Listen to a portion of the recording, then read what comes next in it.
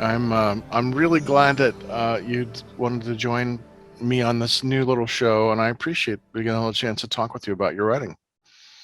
I'm, I'm glad for the opportunity to get to talk about my writing. Yeah. So, um, well, I'll just do the formal introduction, and I'll introduce you, and we'll just continue doing what we're doing because this is a pretty casual show. So, hey, welcome back to Between the Lines. I am here with another great writer, friend of mine by the name of Colleen Hurst, and she's going to be talking about her writing. We're going to have a conversation because Colleen just has a new book out, so everyone's got to know where this book is and how to get it. Well, there it is. Yes, very nice, nice, excellent. Yeah, well, I'm looking forward to doing our book swap. You Yeah, got me two books. too. I've got some. I don't know which ones of mine you'd like to read. Um, the Western, Okay, Gage Black, Hell's and Revenge. then I think the Cozy. Okay, that's the what? Yeah, the twas the week after Christmas, right? Yeah. That's the first one. Yeah, I'm working on the second one of that series right now. Oh, okay. Yeah, about halfway through the rough draft, And the and first book in the series that I just published my second book of is this one. yeah, Bloodlines. Hold it closer to the camera; we can see it. Yeah, and tilt it forward just a touch. Yeah, nice. Those are really gorgeous covers. Yeah, So yeah, yeah, this is the first novel, and then this one's the second in the yeah. series. That one, that color, that red pops off of that dark background there. So yeah, I'm Yeah, expecting it to be 3 or 4 books long, but book 3 is going to take me a little longer to get out because I actually have to write that one. I so have you, notes of uh-huh. things I want to put into the story, but I have to add detail and organize the storyline where in a way that makes sense. Sure. Well, that's good. I mean, that's writing's always a process that for the indie writers or the writers who are listening or watching, they understand that. But we'll talk all about that. The Darkami crystals chronicles, is that how pronouncing it right? Darkami, Darkami Chronicles, yes. Darkami, or Darkami is Darkami. Okay, good, good. Yeah, Bloodlines. And what's the new book called? the Rising Darkness. The Rising Darkness. That's a great title. I'm gonna Thank you. put that in my notes. Let's talk about you as a writer. Okay. We'll just kind of go back and start at the earliest kinds of questions, and concepts. Like, who are some of your favorite writers? Growing up, or when you think back Um, when you were learning to, or reading for pleasure, over the years, who are some of the writers that you really when I was like? when I was in elementary school, I liked authors like Roald Dahl, Hmm. Beverly Cleary. Yeah. Um, I liked to read a lot when I was younger, and then as I got towards high school, I really really missed bookseller bookstore. Hmm. um, I would I've never heard. Don't know if you've heard of Claire McNally. She was No. a horror writer. Mm. She did some books called Ghost House and Ghost House Revenge. That Yeah. it was a book that once I picked it up and started reading it, I couldn't put it down. Hmm. It Um, was the best kind. yeah. Yeah. But my writing actually started as an expansion of writing backstories for role-playing characters that I played Oh, okay. in D&D and live action vampire.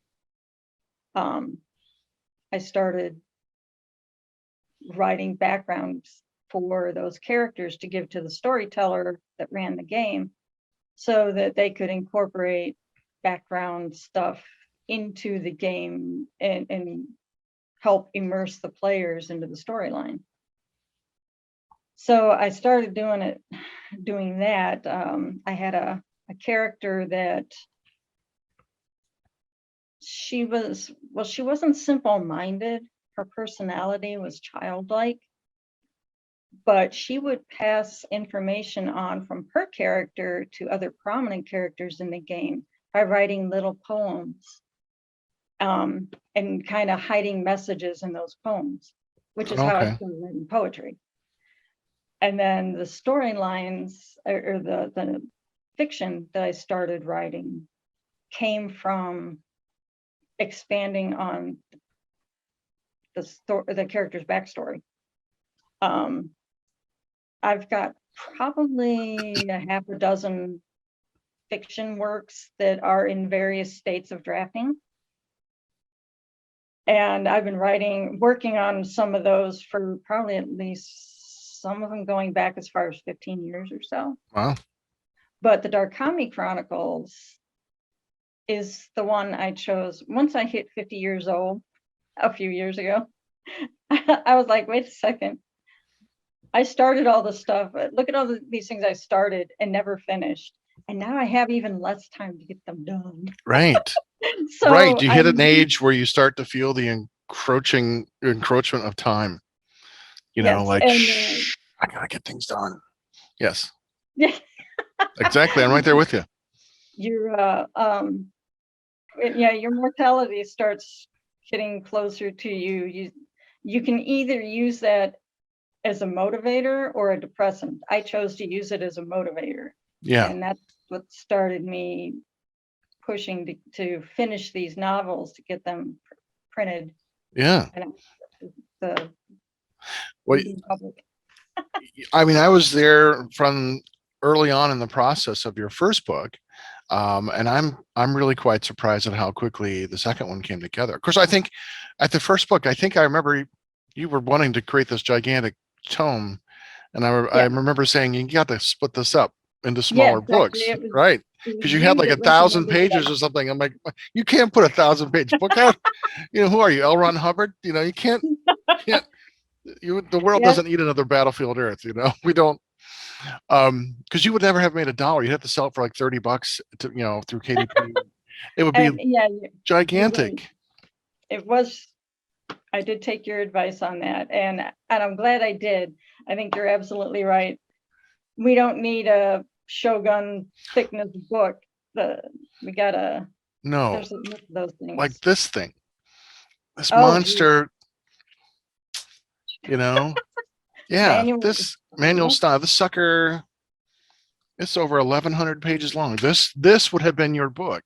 That's intimidating, and I most people know. would not have read it. No, I said, well, you break that up into like 3 smaller books. Yeah. They'll eat it up like candy. So I'm hoping they will. So far, the reviews I got from the people that have read book 1, Bloodlines, has been very positive. That's good. I was trying to be conscientious when I was proofreading it to write it at a young adult level so that it's not overly complicated.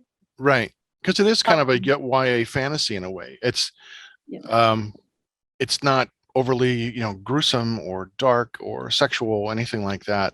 It's high fantasy is what it is. It's very escapist, I'm a firm believer in it that there's ways to convey adult topics without getting into the nitty gritty of it. Right. So that's why I think the way I worded some things were successful in alluding to things happening that people understand are happening, but they, it's not all mucked up with, gory details or anything like that. Right. I mean, gore has its place Yes. in if you want to use it, Gage Black, the one you want to read, that's gory. It's dark, it's gruesome, it's grim and violent, it is relentlessly so, but that was intentional, to convey the bleakness of this character's plight. So and I think revenge should be bloody and gruesome to be satisfying. You have to make it satisfying in some way, and that's how I would want my revenge. None of this forgive and forget. No, fuck that. I want revenge, God damn it. And that's what this character, you get to work that out through that. But that's oh, go ahead. I was just saying that's one thing I think that readers will like about your book. If they want high fantasy, but they don't want it to be too gruesome, but they Mhm. want a really rich world, I think that's the Darkhami Chronicles. I think your world has that going for it, and that's really kind of what I wanted to talk with you a little bit about. Like, Okay. you have this world that you've designed. So when you're imagining your world, like, how do you design your world when you're thinking about it? Can you talk a little bit about your creative process as you've designed this world? Sure. But first, let me touch on what you were talking about the gruesome stuff. Oh, sure. Yeah. I I wanted I chose to keep that kind of detail out of my books because I didn't want it to detract from the main plot line, Hmm. and I think it would deter people's attention away from the core premise of the books. It would take away from the main characters and Yeah. their purpose in the books. I think I like to think of it as fantasy with a hint of romance and a smidgen of comedy. Okay. Yeah. Well, I was just going to ask you, like, if you could sum up the core of the essence of the book for people who are interested, how would But you describe it? And you just did, you know. Yeah. as far as inspirations and where the idea came Mhm. from this, um, I guess it's kind of a mishmash of D&D characters or the Dungeons and Dragons characters that I've written up or played in previous game sessions. Um, Plus a little bit of inspiration from some anime cartoons that I've seen. Well, not cartoons, they're not really cartoons, but the anime um, style characters. Mhm. I think that kind of, plus my own spiritual path of druidism went into a little bit of creating the world, in that nature and its connectivity with everything else is like an essence of their. I didn't refer to it as a religion, and I didn't refer to it as philosophy. I referred to it in the book as history, Okay. because from their perspective, it is what happened. It is how the world got created. It is how everything is connected. Um, So what some people, like, historically in our world, would call mythology, you're saying, well, mhm, mythology is actually real history for other people, yeah. right?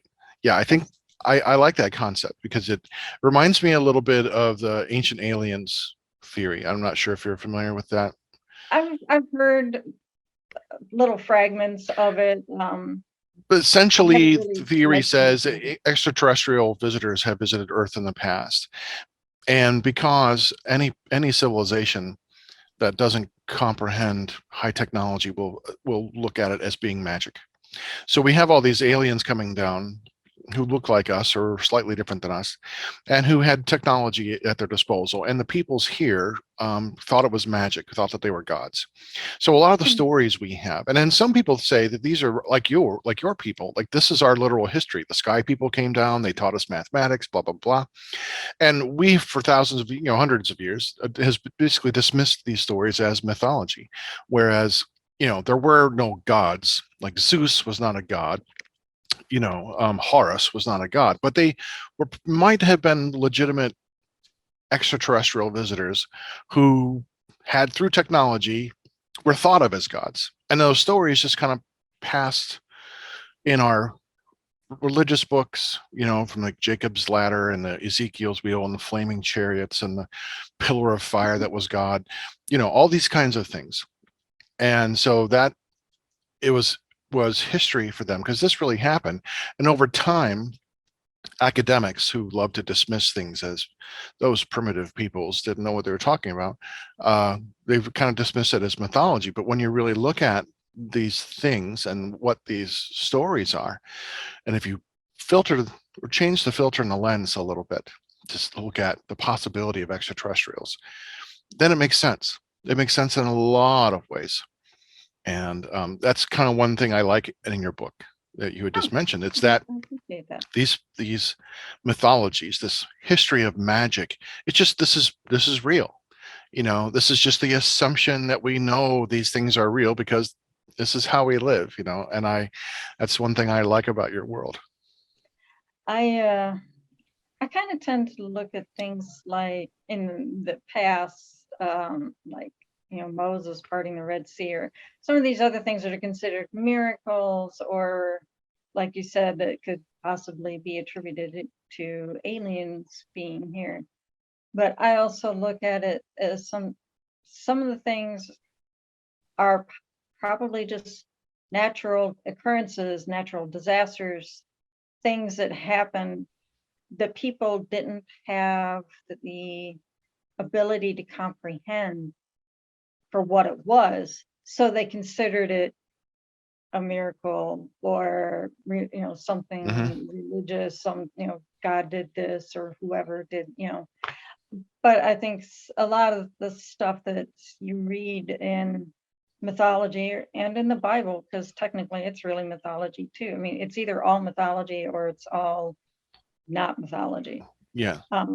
But you read the stuff and you're like, yeah, this is possibly a compilation of ordinary people doing extraordinary things in a time when people didn't comprehend a lot of the things we now understand through science. Sure.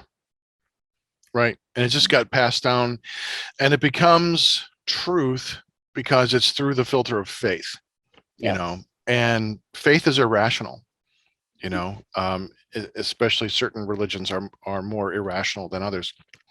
Back to the Darkami Chronicles. The setting takes place in two different time periods. If you can imagine, one being kind of like Victorian era England, Hmm. and the other one being early Middle Ages.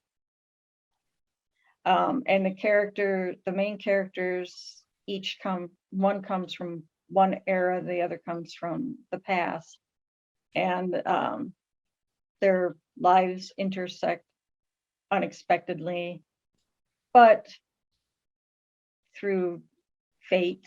Some would say they were destined to meet because they have this goal to rid their world, of the rising darkness, dark magic, magic that corrupts and creates evil people doing bad things, Hmm. and which is completely contrary to what the creator in this world had originally designed life to do, was to interact, be different aspects of the same whole, but do things in a positive way, or be at least be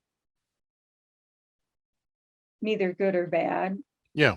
somewhere, and just be participating in life and living itself in positive ways Hmm. without causing harm to others or doing all kinds of things. There's that saying that for every good idea, there's like, and I'm sure this number is not real, a bazillion ways to do it, to use that good idea in a bad way. Hmm. And that's kind of the basic overall essence in this story. Is the creator created the world for doing positive things, but she understood that at some point there may be an entity may rise up and decide to use her magic, her creations, for bad reasons. So she created a stone of power to fight back that darkness and the It evil. when it popped And up. yes, and then she shatters the stone of power and spreads it out into different areas, so that if somebody was looking for it, they wouldn't be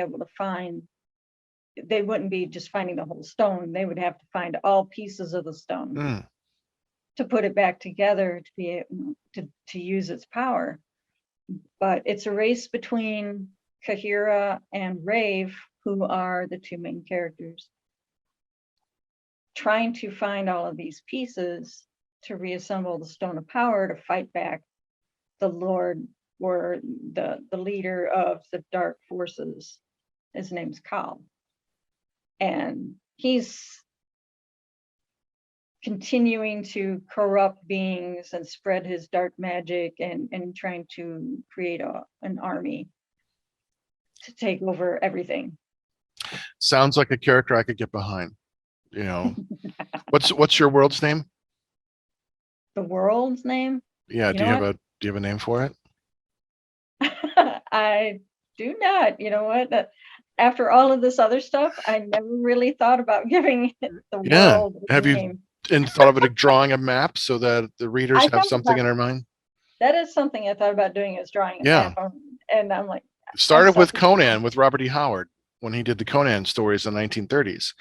He drew the map of the Hyborian world where Conan was, which is Yeah, essentially Africa and Northern Europe and yeah. Europe My and the mother used East. to read those a lot. Oh, okay, yeah.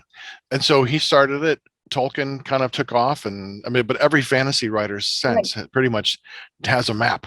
You open up the first page and you see this map, like, oh, okay, now I know where things are at. So got something to consider. It is. Drawing a Yeah, map, just throwing it out there as a I've thought possibility. about it a few times. Um, but admittedly, I'm kind of techno resistant. In fact, you were one of the ones one of my teachers in college, who told me I need to learn how to use the word processor in a computer, because you were tired of getting typed up papers that were half full of whiteout. Well, now it's all these years later, it's so much more prevalent. Everything is typed. I keep a notebook for writing notes in, and sometimes I'm like, my hand's like, what do I do with this? Because I'm used to typing. You know, no, I get it. Because I was gonna, in my cozy, I've got this little town, and I've drawn it out for myself. And then as I write each book, I'm adding new things to it. So I'm Right. kind of developing this map as I go. And I plan to put it in the fourth book, the last book, like here's the town, because Oh, so everyone knows where everything is, you know. you could say, because I've kind of created a um like a word map for my books, Hmm. because I use the Excel spreadsheet to keep track of characters, locations, plot ideas, and stuff like that, and what Right. page they fall on in the book. So that if I have to go back to verify something for continuity or whatever, I know I just look it up in my spreadsheet, say, oh, I got to go back to this page to see what I wrote there, so that I Hmm. don't write something different here, Yeah. and have the reader going, wait, I thought this person had red hair, now they got brown hair. Right. Because you forget between books. Yes. Yeah. When I started writing this next cozy, the second one, it had been a couple of years or a year or more since I'd written the first one. I had to go back and reread it because I had forgotten about it. Like I knew I wrote it, but when I went back, I'm like, I had no recollection of half the stuff, most of it. I'm like, wow, I don't remember writing that. That's not so bad. that's not that's not the crap I thought I was gonna get. you know, I didn't have like those too many cringe moments. Like, I was really spared a lot of that, which would make me happy. But I had to remember, like, okay, who did what? What do I do? So now my part of my process, because that's what I want to talk to you about next. Sure. I got three things open on my monitor, my computer. Luckily, I have a pretty good sized monitor, like 24 or 27 inches, something like that. So in my center, I have my text that I'm working on, the live draft. On my left side is where I keep like my notes, like my outline. Yeah. And it's highlighted in different colors. My outline for this current book is around 23, 27 pages. And on the right-hand side, I have my first cozy open, because if I need to do something like, okay, but I don't remember what this character looks like or how this character speaks or whatever. And I will just do a quick search in Word. Like I look up the character and I find every instance where this person's name is. And I can go Oh, looking okay. very quickly, like, oh, okay. That's what he or she looks like, especially on the secondary characters. Primary characters you remember, but there's a whole cast of characters in your book, and some are like secondary and tertiary, and those are the ones I'm bringing more to light in this next book, and I'm introducing a ton more other characters, you know, and Right. so it's just a matter of keeping track. But that's process for me. So I was going to ask you, like, your creative process too, like when you're plotting or writing, how, tell me or us, or the millions of us who are watching, what's your creative process like? I think it's multi-layered. Part of it comes from I am bipolar. Mhm. So there are times in my manic phase where I get an abundance of creative energy and ideas that just kind of whirl around in my head until I write them down or type them somewhere. And that's kind of how the first draft of most of my books are. They're just things that pop in my head. Oftentimes, when I'm getting ready to go to bed, I start getting ideas Yeah, and I know. they keep me awake, and I'm like, damn. It's the worst thing. Like, I've been up for all day. You had to wait till now? Yes, Exactly. Right. exactly. Which is why I bought that book to keep handy, because I'll like wake up at 3 in the morning. Oh, that's a good idea. I'll write something down the next morning. I'm like, what pancake waddle? What did I mean by that? You know, right. Well, then that's part of I, if there is a positive side to bipolar, I would say the creative energy is it, and I try to harness it Mhm. whenever I get it. Yeah, Because I don't always, just because I'm in a manic phase doesn't mean I always get the creative energy. sure. So, but when I get it, I use it. Good. And the rest of the time is, I, I, I I don't know. There's not like really any specific trigger that Okay. brings ideas to my head. But the Darkami Chronicles, the first draft is basically ideas that I have to go back and reorganize and put into the story. Their plot lines, subplots, and character development plots that I want to include. And I just type them as they came to me. And it's probably about 450 pages. So, It's a sizable book. Yeah. So, if I'm yes, understanding correctly, because that was my follow up was like the general question: are you a pantser or a plotter? Meaning, do you write by the seat of your pants or do you plot? Are you organizational freak? Like, what kind of organizations do you use? And it sounds like you kind of write all these ideas and then just kind of throw them in where when they come to you, and then you try to organize where they will go in the book afterwards. um, Or do you have like an actual outline? Like, do you plot out the no, storyline, make an outline where you use all these ideas? Oh, here's where I want to arrange everything, and then you go from the top to the bottom. well, the beginning and the end were the two things that I think I wrote first. The ideas for different things to do in between the beginning and the end came to me over time, and I would just type, like I said, I typed them in there, but I typed them in the first draft. But the first draft kind of sat untouched for a couple of years until, like I said, when I hit 50, 51, I started thinking, you know what, I need to do something with this. So then I started rewriting, not like rewriting as in getting rid of everything, but I Right. started Drafting. using drafting the beginning, and then started sticking events, and I tried to organize them in some kind of order that makes sense, and introducing new characters, and but from writing, and like you just said with your cozy, the further you get in there, the more characters you have to introduce, even if they're just secondary characters or something. Hmm. But you also have to further develop the main characters to allow the reader the ability to kind of understand and relate to those characters. Sure. They all have They can different roles. relate to them. Yeah. When they can relate to them, they're more interested in finding out what happens to them. Mm-hmm. Well, it sounds like you've got elements of the pantser and the plotter in a way. Like the same process you go through, because that's how I started with my cozy. Was I created the town, and then I realized, okay, there's so many things that have to be done in a town, like who's running it and who are the doctors, and who, all the different kind of people who would inhabit a town and what they do. And once I had a list of like all the things that would go in this cute little town that I wanted, then I started making people to fill those spots. Like, I'm going to need Right. someone to work at the pizza place. I'm going to need someone who's a writer, at the the newspaper. I'm going to need a dentist. I'm going to, and that's how the kind of the characters started taking shape.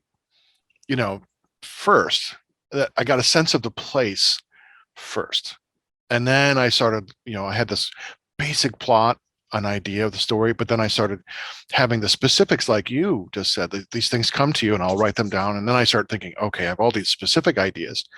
Where do I put them in the larger story while I work in the cozy elements and all those things, kind of, the connective tissue, between everything else. And so that's interesting, because I mean, I've seen your spreadsheets, I've seen the characters and all that, but I knew that was for your self-reference, but I didn't know that was part of your process. So that's fascinating to me. Thanks.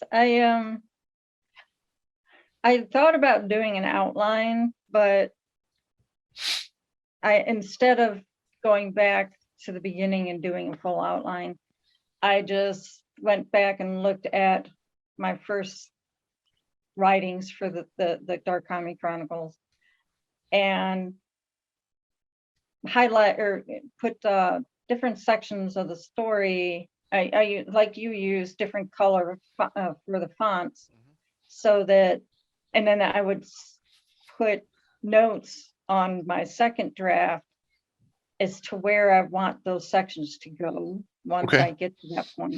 So it's a pretty loose plot line or loose outline. I mean, it's not detailed, but you kind of have a general roadmap for going from the beginning to the end. Like, insert this after this kind of stuff. Right. Yeah, that makes sense. That's part of what I'm doing now with writing the third book. I've gone back and pulled some of those ideas from the first draft and put them in the second draft, and I'm adding details. Like pulling ideas, meaning like something that you started, like this is an integral idea to the plot line of the whole story. And then you say, now I got to develop this in this third book here, or is that what you mean? Yeah, like the group of main characters encounters this kind of group in this location. This is generally what I want the purpose of that encounter to be, and then I transfer it to the second draft and put the detail in there saying, okay, who says what, who reacts in a certain way, and how how does it become part of the story. So you have the general framework, the skeleton, and then you put on the muscles and the organs as you write, as you draft. Okay. That's fascinating. I mean, that's one of the reasons why I wanted to do this podcast, is to learn and talk with other writers, and because I know everyone's got their own different process. And some people are like, well, you must do this and you must do that. No, everyone's different. Like writing, I can't not write without a detailed outline. I have to come up with the ideas. And I mean, the outline could be short. Like, I think Gage Black was like 6 pages. It's not, I just have things, and some of it just inspires as you go. You just kind of write and you let it flow. But I knew basically what happened at every stage of the book. Whereas, like I said, the new one was 27 pages. It's a lot more structured because there's a lot more elements, to the story. But I couldn't go in without having that. I wouldn't feel confident or safe in a way. I think it would just ramble like I'm doing now. That's just my natural inclination, I think. And that's part of it, probably also to my academic background. part of being taught. Good student, you're organized, you are Yeah. writing papers, here's your point, and as a teacher, here's what you want to teach. And as I taught you and all my other students, outlining is good, and I believe what I teach. I practice it, and so I developed my outlines a lot, and I've found that the more developed your outline, the easier your drafting will be. But when I was in school, even in elementary through college, I did a lot of outlines. That's how I studied for classes in coursework. I would read the book and then I would create an outline based on what I read. And the repetition of it helped me memorize things. Mm-hmm. I don't really do outlines now, like you said, not detailed outlines, but yeah, I kind of, I don't know what you'd call it, but it's more, I guess, a casual outline, like, insert A into, it's like an instruction manual, insert this into this part of the story. It's like if I'm understanding it correctly, it's like your outline and your plotting, or your plotting and your outlining and your drafting kind of evolve bits and pieces at a time.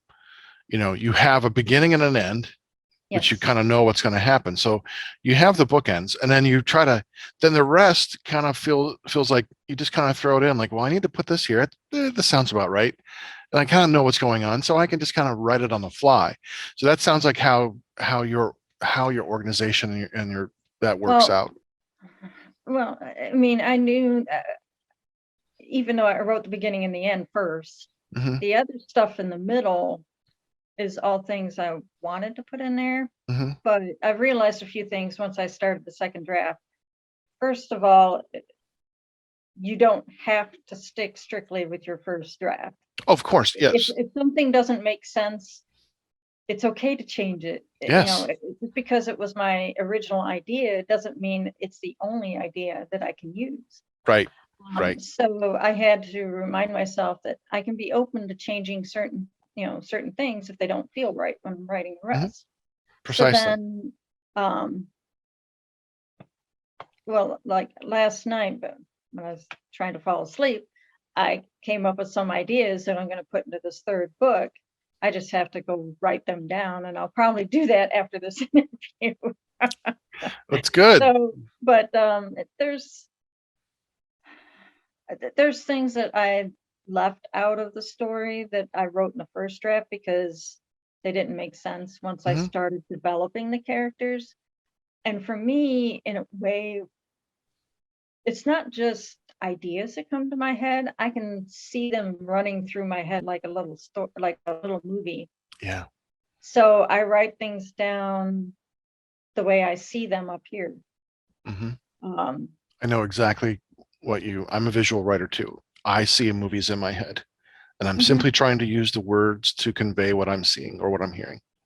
Yes. Yeah. Now, I have another spreadsheet that I created before I started writing, and that spreadsheet are names that are possible names to use in the story. Most of the names that I've used in my book are ones that came from that spreadsheet. Okay. And they're various ethnicities, various nationalities, or whatever. And some of them I chose because of the meaning of the word in whatever language. And other ones I just chose because I like the way they sounded. And then there's a few names that I use in there that are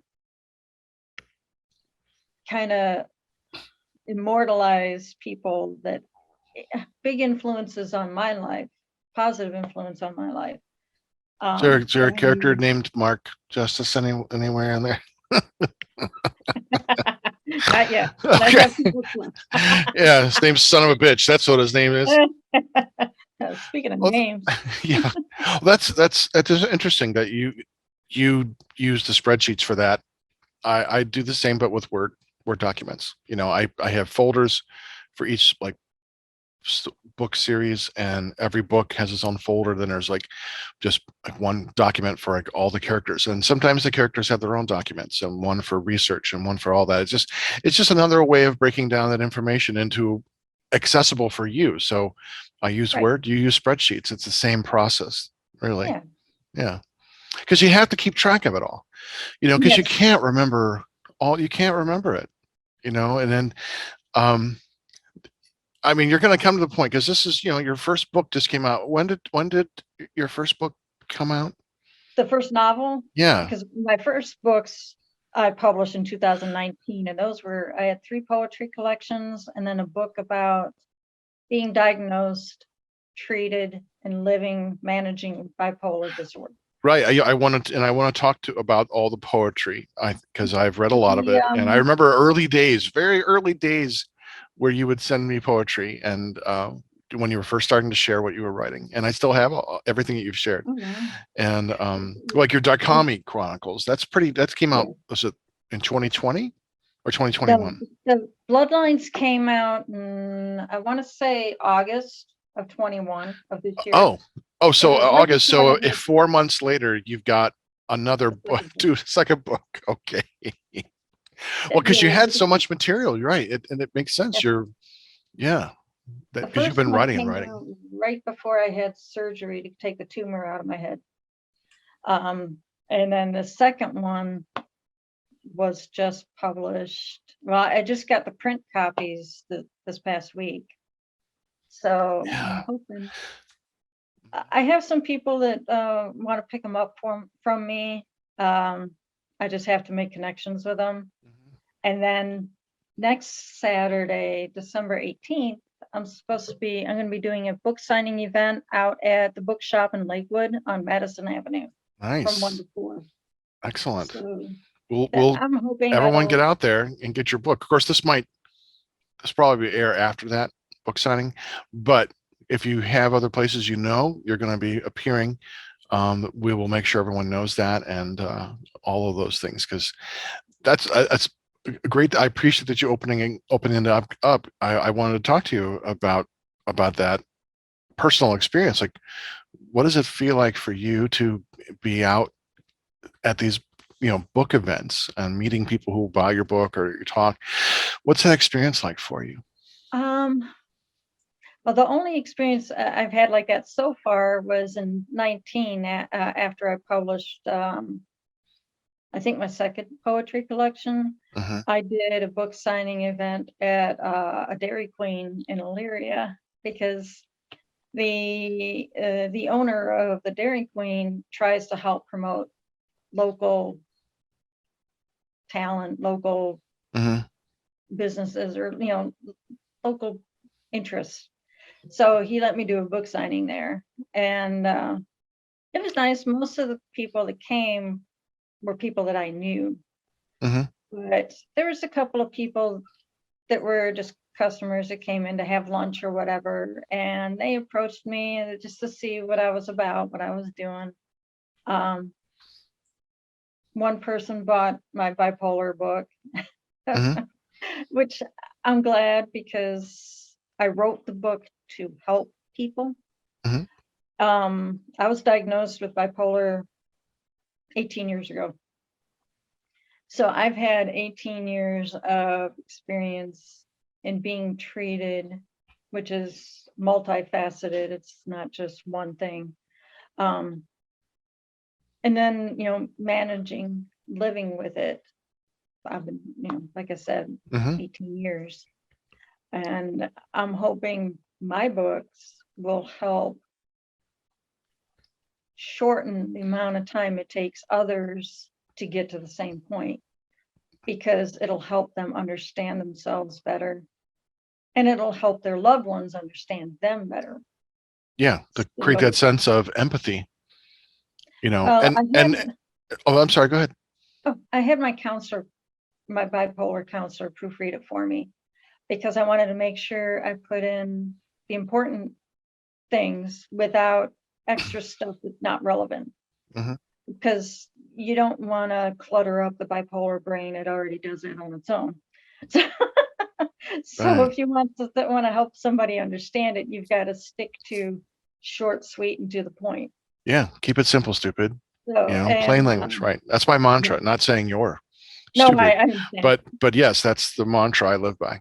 So I get it. So, like my sister, I let her read the book, and she's like, "Oh, now I understand, and now you're not as annoying." Well, there's the empathy, you know. Well, that's good. Yeah.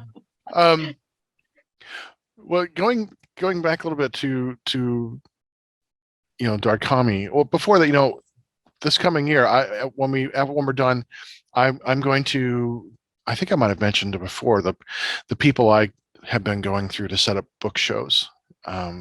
They're really wonderful. It's a craft. They do a lot of craft shows and art shows, Okay. and so there are other indie writers there too. But they have shows like literally like every weekend next year already booked, and you could book in advance. So I'll send some stuff to you. We'll talk about that. I would recommend that. I think you probably have better success or decent success at those shows than because going to a book show, there aren't too many book shows around, but going to those, people are often looking and at things. So I've had moderate success there. Not I'm kind of broke even. I think that's fairly successful. And if that's all you can ask for, if you're not like losing money, Yes.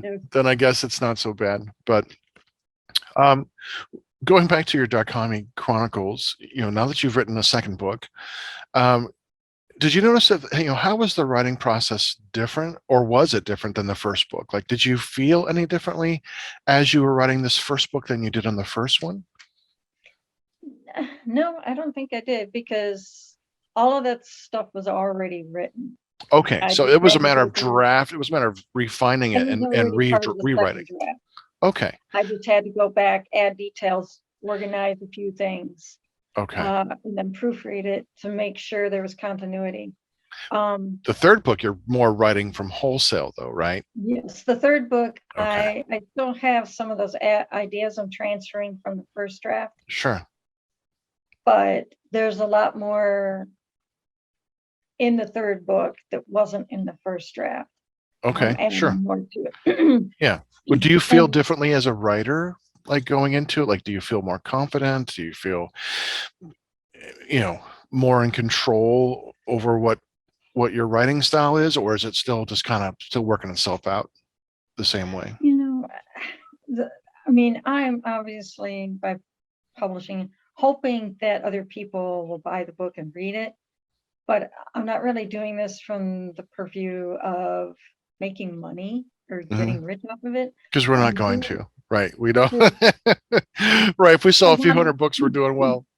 I'm doing the books because I want to be able to say I finished it. Hmm. I completed it. Sure. It's kind of and like I said, it's a post 50-year-old goal of mine to Right. finish the book. Yeah. I have other ideas. Like I said, I've probably got about a half a dozen novels in probably early draft stages.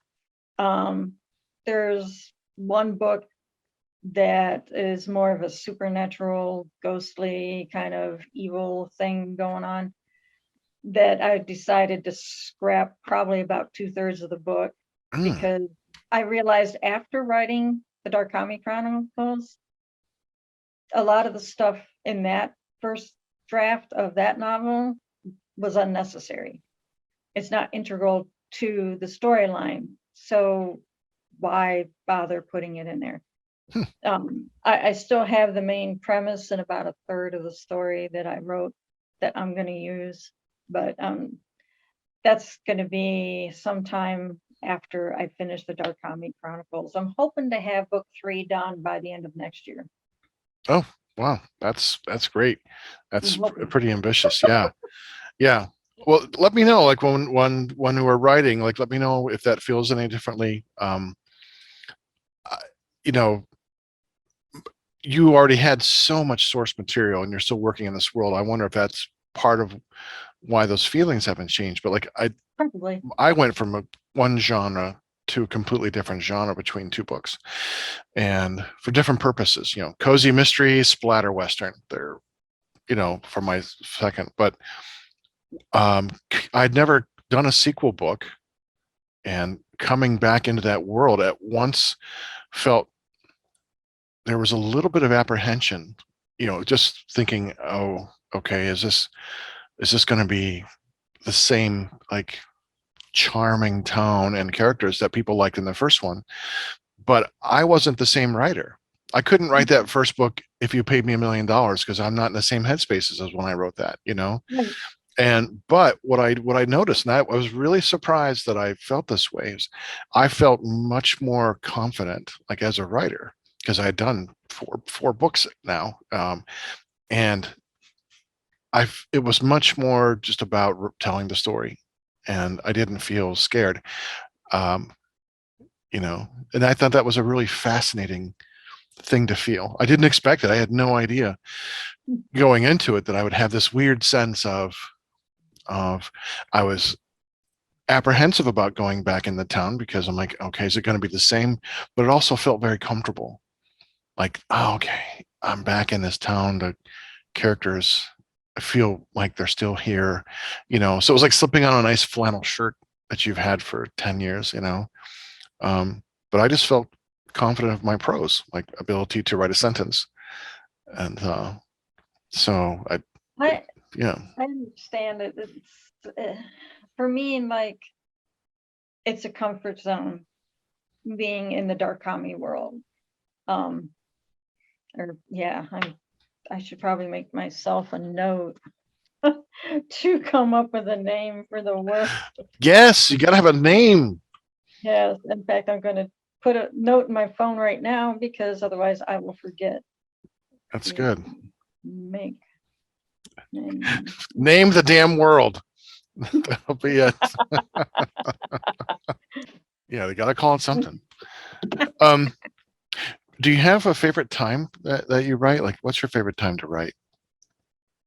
Time of the day? Yeah, time of day. Not really. Probably most effective writing in the afternoon, because I've had my caffeine, so my brain's awake. Okay. Um, Yeah. And in the evenings, I'm usually more geared toward just relaxing, Mm-hmm. so that in So that your preparation insomnia for kicks dinner. in, so you can be up all night. You got to Yeah. relax when you can. Yes, fellow insomniacs unite. Yeah, right. It's an awful feeling. But I found that now with this third book, because so much of it is not written yet, I've had a few periods of writer's block, Mm-hmm. but thankfully those have only lasted maybe a couple of days, Mm-hmm. and then I get the flow back. Yeah. And I don't know if it's my chemo brain or if it's just normal writer's block that makes my brain just like stop working all of a sudden. Like, okay, I don't know where I was going with this. Time to take a break. Yes, I have that feeling like I'm in the middle of a sentence. I'm writing like, oh yeah, and then I'm like, I get conscious of the fact that I'm typing words. I'm like, what are my fingers doing? What was I doing? Yeah, I get that from Yep. time to time. It's kind of a terrifying but wonderful feeling. But one thing, I don't know if you use it much, but I find myself using dictionary.com. I use the thesaurus section a lot, because I don't want to be redundant with the words I use. Yeah. So I use it a lot to try to figure out alternate ways to say things that I've said before without repeating the exact same words. No, that's good that you have to have those around. I use them as well. I'll do search engines, like I'll Google something, like research for my book, like for Gage Black, because it's a historical book. So I had to look up stuff that was going on in 1876 to 1879, like what kind of weapons were used and mail routes throughout the West, things like that. So it's Part of why I wrote a fantasy, because I didn't want to have to do all that historical research, because mhm. the older I get, the less I remember. Oh, okay. Well, that's yes, I get it. I figured if I create the world, nobody can tell me it's wrong because I created it. It is what it is. Unless you forget the continuity, Yes. But right? that's, I try This character really had hard. red hair, now you have brown, like you said earlier, right? Yeah. No, I get it. Part of me is always going to be an academic because I always loved learning and I loved teaching for a while anyway. Uh, and I still have that. I still like to learn, and so research for me is exciting because it's the details. Yeah. The details matter if you're doing something in a historical context. Death's Head takes place in like 1930s, in the early 1930s, like 32, I think. So I had to find out what was going on in the area, near Haiti, and researched Haiti and voodoo and all those things. So I wanted to be accurate. I wanted to be Right. respectful of their religion. And I wrote that book listening to voodoo music, like a 5-hour loop of voodoo drums and music. And I just had that on. I was just like, feeling it and letting it come inside of me, but Yeah. yeah, but it was all research to make it, one, it had to be accurate, and two, respectful. But Right. and when you do your fantasy world, you don't necessarily have to do the research, but you just need to be consistent with it. You're creating a world and it needs to have laws and rules that apply consistently, Yes. into that world. So as long as you're able to kind of hold that together, you're gold. I know I sent you the file on the Rising Darkness, and I know you read some of it. The new one? Yes. Yeah. Yes. Oh yeah, yeah, yeah, yeah. Right. I did. I You, stopped about 70 pages in, yeah. and then life got busy. But I do want to finish reading it. Let me know what you think of it. Sure. Did you finish the first one, or did you just read like halfway through I it? I think I think. think I got about halfway through, and then I started these graduate classes. Oh yeah. And then I've just been working. I mean, the first 10 weeks of grad classes were like I'm working full time as a student. Yeah. I Between understand. all the classes, probably 30 or 40 hours a week, Right. as a student. So I stopped reading, I stopped writing. I mean, I was writing tons for my classes, but no, I totally get it. But no, I will. I want to, because I'm invested in this world and the story, and it's because you're my friend, and I want to read your I work. really appreciate that. Yeah, that's I still, a important. little part of me still perceives you as an instructor as well, or a mentor in some way, Thank you. and that'll probably always be there. But yes, I'll we make are sure to lord friends. it over you at all times. Remember me, your mentor. Oh well, that I didn't know that. I played that role. I'm very grateful. I'm humbled by that. So thank you. I'm not used to thinking of myself in those terms. I'm just some goofball. But thank you. That means a lot. I appreciate you saying that. Thank you. Yes, yes. I just, the older I get, the more I realize you're better off just saying it like it is, and Right. give credit where credit is due. That's something I don't think we do enough as a society. I think they either do too much of it or not enough of it, and they can't find that middle ground where, because if you perceive everybody as being special, then nobody's special. Right. So I'm like, I think we all have our abilities and gifts and talents yes, and personalities, and that's great. Some people are and able to do more through luck or through hard work or both, you know, chance, fate, whatever you want to call it, um, to as have a that success. druid, as a druid, I believe that everybody has a gift, and it can only benefit us if we share that gift with others. That's part of the reason we're here, is to Hmm. share our gifts with other people and improve upon ourselves in areas where we lack. Hmm. It gives us a purpose in life. And I've been told by several people about my poetry. I published those in 2019 because I'd entered a poetry contest and took second place.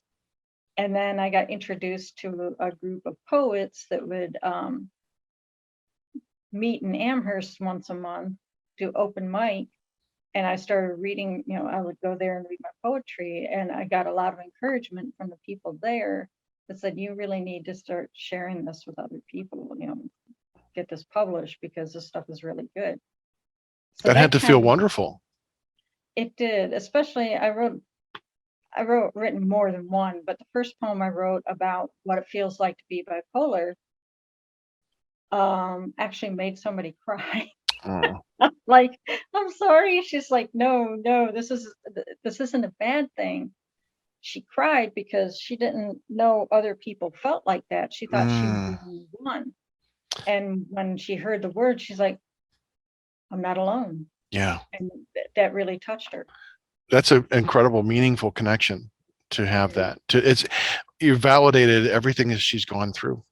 And to have that moment of validation means everything, to know that you're not alone, that isolation goes away and you realize other people have gone through this. Boy, it is such a feeling of relief. Some of the weight off of you. Yeah. Oh yeah. Oh God. Right. I felt the same way when I writing Toxic. I am deconstructing 40 years of Pentecostal upbringing, and to find out that my thoughts and my feelings about, feeling like I was ripped off, and my anger with all those things, that I wasn't the only one who'd gone through that felt really good. To have someone validate that and reach out and say, I know that, I've been there and I know what you're feeling, that means the world, Without getting into deep, I think we perceive religion in this country the wrong way. I think because it's such a personal thing, I think that people shouldn't just take for granted because Christianity is so deeply embedded in our society. We need to learn about religions and spiritual paths. There's a difference between a religion and a spiritual path. Druidism is a spiritual path. But I think people need to read about this stuff and figure out what works, what's right for them, and not just go off the assumption that this is what society offers, this is what you're stuck with. You know what I mean? Right. Well, with some religion, like the Christianity says we're the only right way. That's what makes it so difficult. And why are there so many different sects of sects of right? And they all say they're the right ones. Yes, they all say they're the right one. Right, which is how can you all be right? Exactly right. Where's God saying, no, this is the one? It's harder to confront that everything you've been taught has been a lie or it's been made up, and you're being taught the belief, but there's no basis in reality for it. And if you really did the research on how the Bible was constructed and written, and stories stolen from this place and this place, and regurgitated, melodies that were stolen. In church history saying we're going to change this, and it wasn't until the 1500s that this idea came about. And when you see it all and how much people have had their hands in it, then you realize it's not divine at all. I firmly believe that organized religion like Christianity was created to control the mass population. Certainly. That's why the Catholic Church didn't want people to learn how to read. It's easier to tell them this is what God says. Yes. Yeah. And I found this amusing. A few years back, I had to go downtown Cleveland for a hearing on an unemployment case. I was the first one to arrive, and the guy's like, well, I might as well swear you in. So he did, raise your right hand, whatever. And, you're right or my right. Right. Like, do you swear to blah, blah, blah, blah, so help you God? I said, I don't believe in God. And the look on his face was so funny because it wasn't that he was upset at me. He was just like, well, I do this job now. Right? He's like, who do I make you swear to? He's like, I don't know what to make you swear on. Myself, I promise I'm not. Just because I don't believe in God doesn't mean I'm a fucking baby murderer. It's like I just I can kind be of a laughed. moral I can be a moral person even though I don't believe in God. It's if it takes hellfire to make you act like a rational, sane human being, then that you're not really one at all. I know far too many hypocrites based Yeah. on their religion. Oh, of course. Well, And, yes.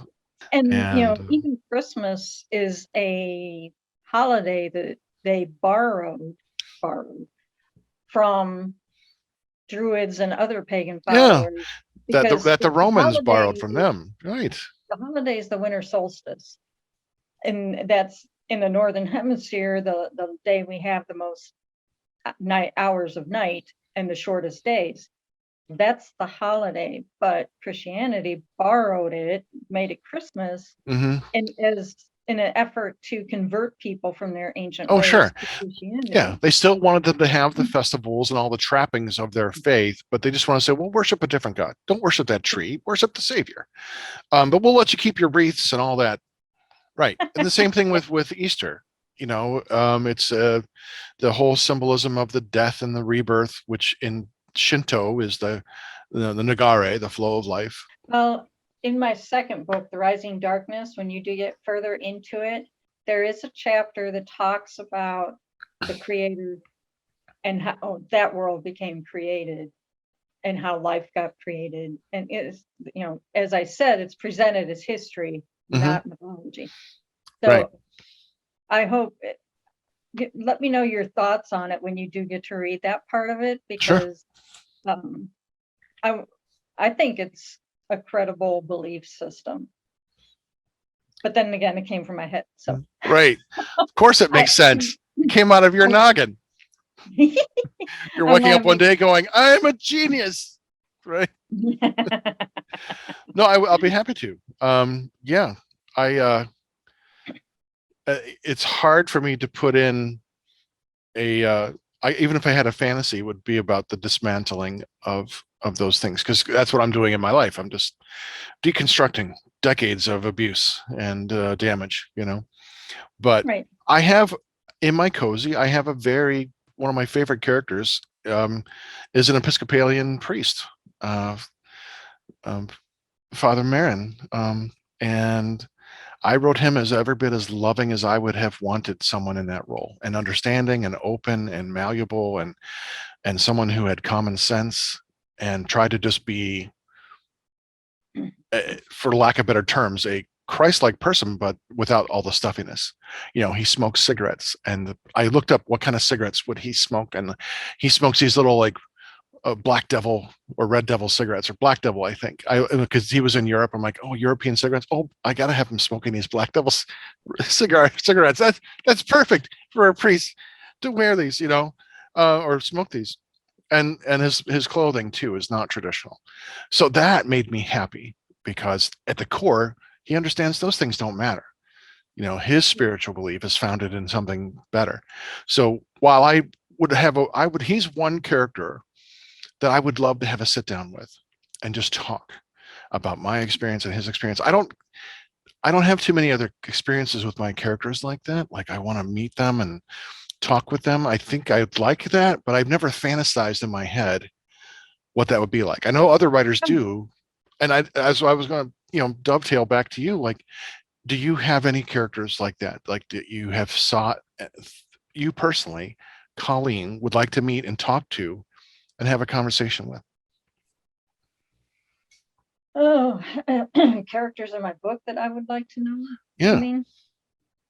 right. I think the one I would probably be most interested in talking to is Kahira's grandmother, because Kahira's grandmother is the historian for the town in which they live. It's a small town. She's a historian. She keeps all the records going back to the origins of the town. Um, and she also has, well, the family has a library called the Dungeon that Hmm. has a lot of antiquity scrolls and pieces of parchment and books and stuff that are written about times prior to the founding of the town they live in. And but it's mostly, the history there is not as much about the place as it is about the people. And but the grandmother, I believe her name's Eliana, and she, like I said, she keeps all the records, but she has all this historical stuff, symbols, phrases, events, chronicling events and stuff, that I think would probably be the most interesting to me. And a little background on that. The last time I was asked if I could talk to somebody, anybody, living or dead, or interview them, who would I interview? And I know this was in my senior year of high school, and a lot of people were coming up with celebrities or what, living or dead or whatever. I chose my grandfather because he was a living piece of history at a time that will never be duplicated. He was born in 1900, which means he saw horse and buggies, outhouses, wells instead of indoor plumbing. And he lived all the way through that into the time of space travel in the early days of video games and computers. There's never going to be another generation like that with that kind of development. I mean, I know technology develops rather quickly nowadays, but it's still computers and technology. It's not like the same leap from unless we're in Jetsons cars in the next 10 years. So, right. But I get it. It's an amazing span to go from not having these things to, like, in 100 years, we've had more progress than we've had in the history of the entire civilization as we know it. And that's pretty astonishing. But I think that's part of what draws me to the grandmothers, because she has this affinity for history and this appreciation of history. And I think we can learn a lot from our history, as long as we stop trying to overwrite it. Yeah. Right. Learn from history and change, but getting rid of it, obliterating it, taking it down doesn't give you that chance to learn from it. You're just covering up and pretending that it didn't happen. Yeah, I agree. Switching topics, going back to you and writing specifically, just a couple kind of generalized things. Like, tell me how you felt seeing your book in print for the first time. I was like, oh, this is so cool. I showed it to my husband and my son. I was like, look what I got. But then I sent out text messages to friends to let them know that I had a book, and see if they wanted copies of it. And I sold a few copies. Like I said, the people that I know that have read Bloodlines said they very much enjoyed it. They said it flows smoothly. The characters are likable and relatable, most of them. So, of course, it also stands to reason that you're going to have negative characters in there too, that of course some people can relate to those. Also. You need to have those foils and those villains. You can't have everyone be nice. Like, even in a cozy mystery, I've got a couple characters, one in particular, who's just the bad guy. She's a great character to write because she just doesn't give a rat's ass about anyone. She just, her only regret is only having, 2 middle fingers. I think, she wishes she just wants it all. um, yeah, no, I get it. That's a I great. think you That's, have to have the negative characters to appreciate the positive ones even more. well, yeah, you need a foil. I mean, the character, in the grand scheme of things, we're talking, Campbellian, Joseph Campbell, like, the hero's journey and stuff like that. The villain defines the hero in a Right. way. Yeah. You can't have a hero without a villain. You have to have that world of characters. Even in the cozy mystery universe, everyone's sweet, but you try to make them real, believable people. That's the Mhm. thing. It's a Hallmark kind of movie where everyone's nice, but you got to make them real. People get that. They get whether a character is real or believable or not. And if people are telling you they like these characters or they hate this character, that's a real, honest emotion to something Yeah, that you've created, and that's a really good feeling to make it is. people feel something one way or another. That's great. It is. If people can feel something real through what you're writing, that's a really amazing sense of accomplishment. That's an amazing feeling. Well, there's a saying, the mind is malleable, play with it often. There you go. When you think about your writer fantasy, like you've been writing these things, and what's your ultimate writer fantasy? At the end of the day, what do you want to accomplish? What would be your idyllic fantasy ending to your writer journey? Hmm. Well, I don't know. I don't know. I haven't really thought about the end. About, do you mean the Well, ending? maybe Is it? not an end, but like if you think about now as a writer, you're fantasizing into the future.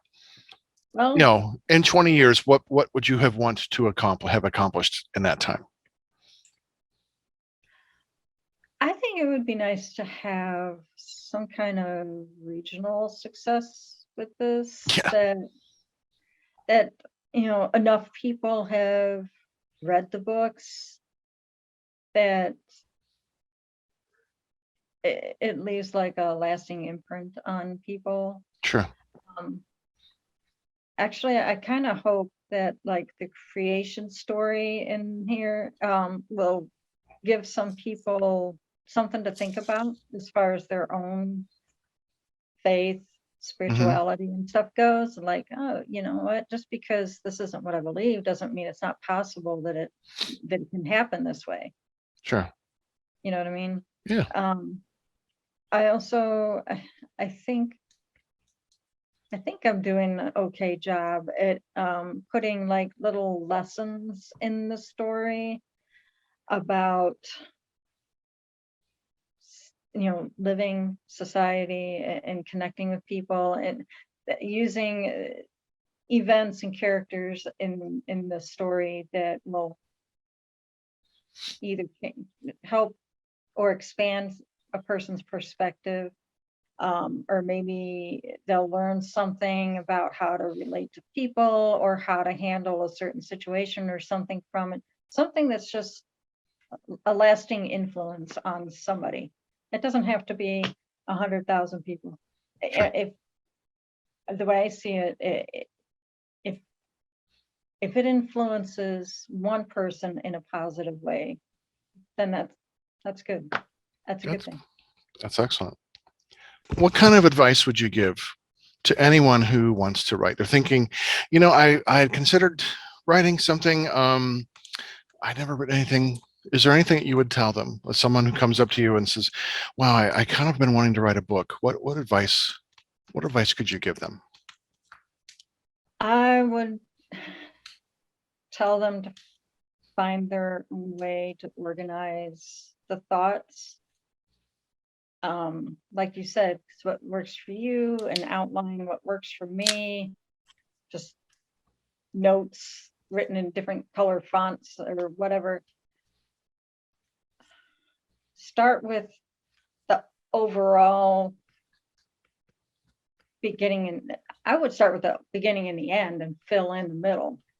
If you know where you're going, it makes it easier to figure out how to get there. Do you know what I mean? Yeah, got to know where you're Um, gonna go.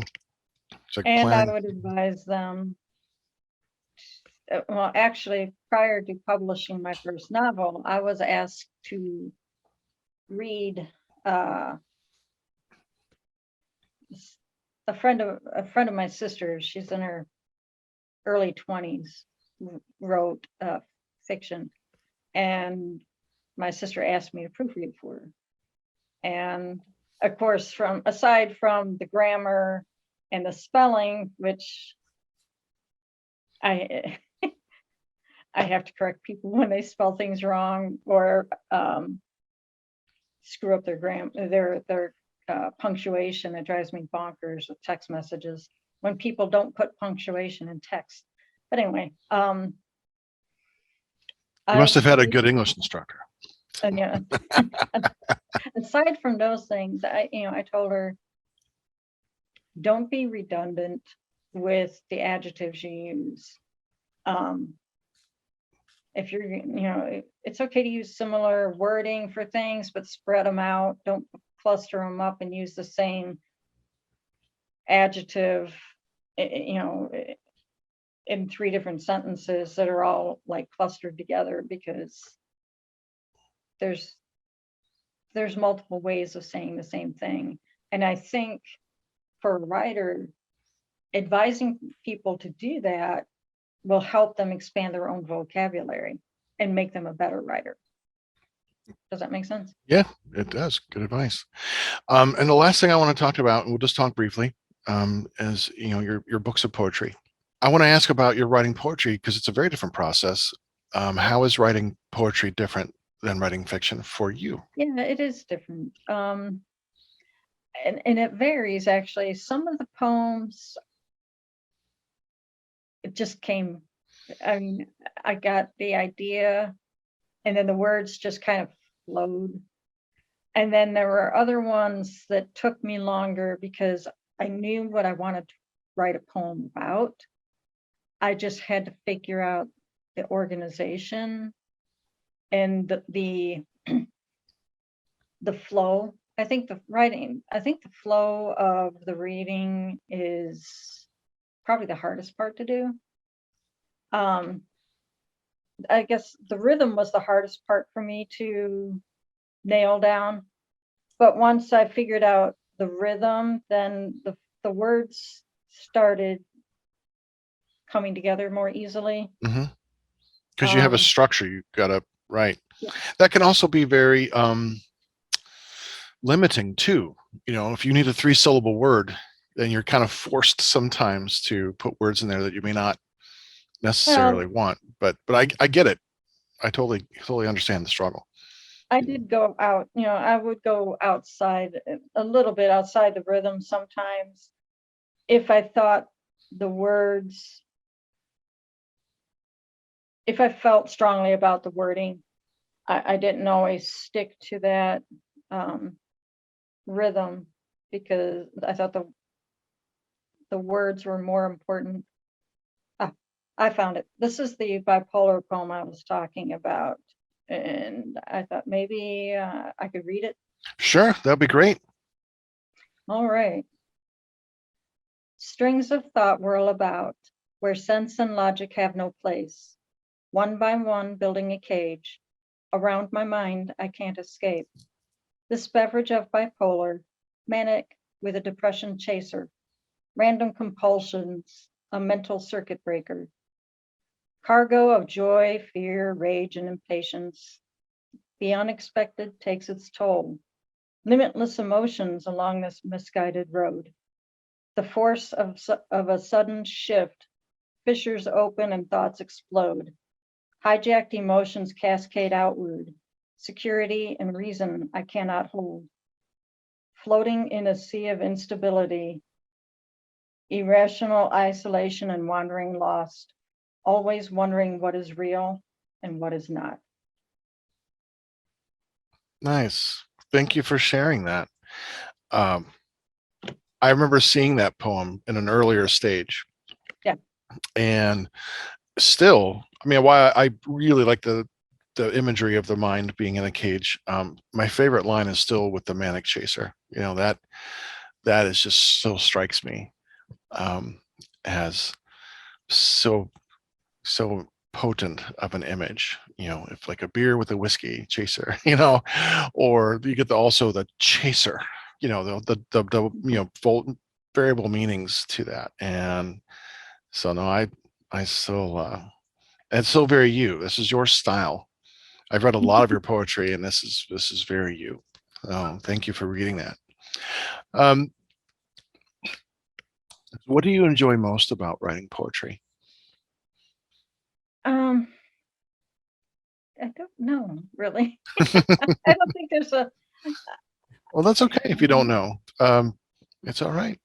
I think the trying to get the imagery, and when people react to it in a way that I can tell it like gets to them, connects with them. That's the best part. But that's not doesn't have anything to do with writing the poetry. Yeah, That's having people read it. sure. But so I guess. But There's you not do really. you perform the poetry though. You read. This is what you read at your, when you're doing performance night. You're reading poetry, and that's where you've made connections to people, Yeah. as well. So, because there is something about the performance of reading. Maybe if you have me on your blog again sometime down the future, I can share a few more poems with you. I'd love that.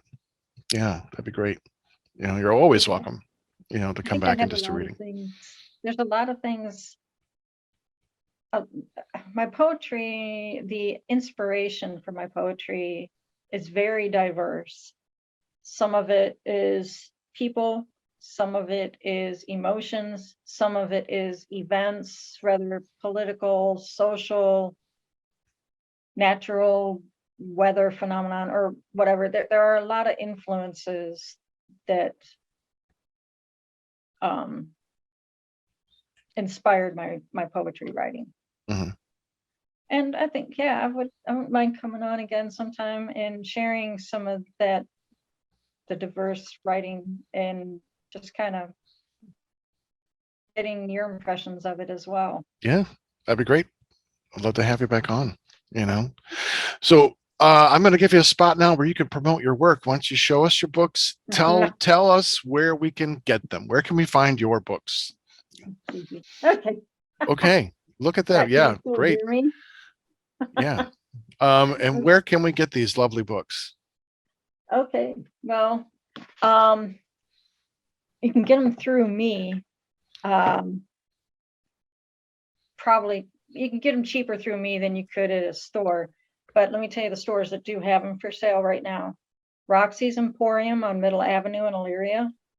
We're talking Ohio, right? This is Ohio. going across the world now. Right. Okay. 7 billion people can access this podcast. So the Crystal Era, also on Middle Avenue in Elyria, Ohio. That's across from the high school. Mm-hmm. I do believe after the book signing that I do next week, the bookstore in Lakewood will also have copies for sale.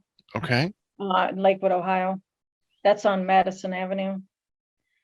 And then, like I said, through me, they can buy them. Are they available on Amazon?